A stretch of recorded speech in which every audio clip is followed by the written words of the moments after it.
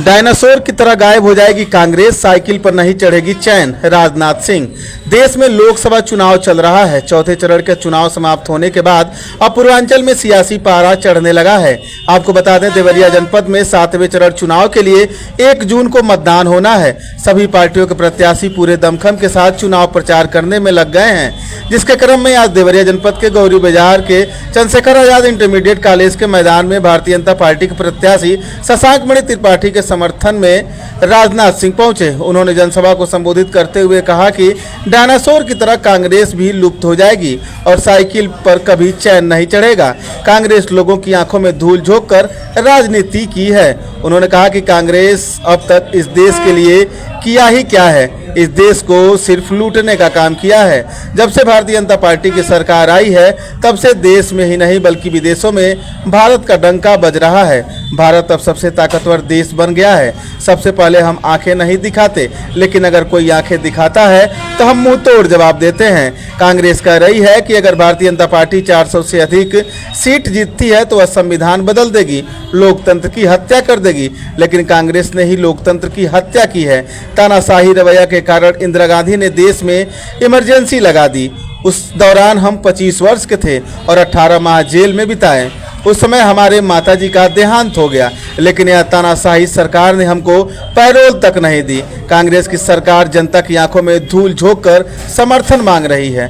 पहले देश में आतंकी हमले होते थे, लेकिन आज आतंकियों ने अपनी मां का दूध नहीं पिया कि वह भारत में किसी भी राज्य में आतंकी घटना को अंजाम दे दे। अरविंद केजरीवाल कहते हैं कि भाजपा अगर इस बार जीती तो सबसे पहले प्रधानमंत्री बदल देंगे और योगी जी को मुख्यमंत्री पद से हटा देंगे और योगी जी की राजनीति खत्म कर देंगे। आपको बता दें कि आजाद भारत में पहली बार अपराधियों के हौसले पस्त करने वाले मुख्यमंत्री अगर कोई है तो वो योगी आदित्यनाथ हैं। उनकी चर्चा देश के हर राज्य में होती है। कांग्रेस सिर्फ फिजूल की बातें करती है।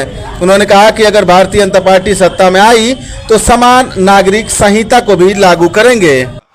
डायनासोर सारे विश्व से लुप्त हो गया, गायब हो गया। वैसे ही मुझे लगता है 2024 के बाद आप बच्चों से पूछेंगे 10 साल के बाद कि बच्चे कांग्रेस कौन होता है, कौन कांग्रेस, यह हालत हो गई है।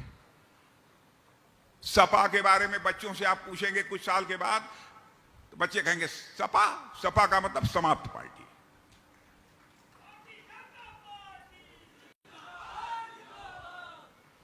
अब है ना भाइयों, समाजवादी पार्टी का चेन, साइकिल का चेन जो 2014 में एक बार उतरा तो 2017 के विधानसभा चुनाव में भी नहीं चढ़ पाया, 2019 के लोकसभा में भी नहीं चढ़ पाया, 2022 के विधानसभा चुनाव में भी वह चेन चढ़ नहीं पाया। 2024 के चुनाव में बहनों भाई उसमें जंग लग चुकी है। अब साइकिल पर चेन चढ़ने का तो सवाल ही नहीं। साइकिल कैसे चलेगी, साफ हो गई है।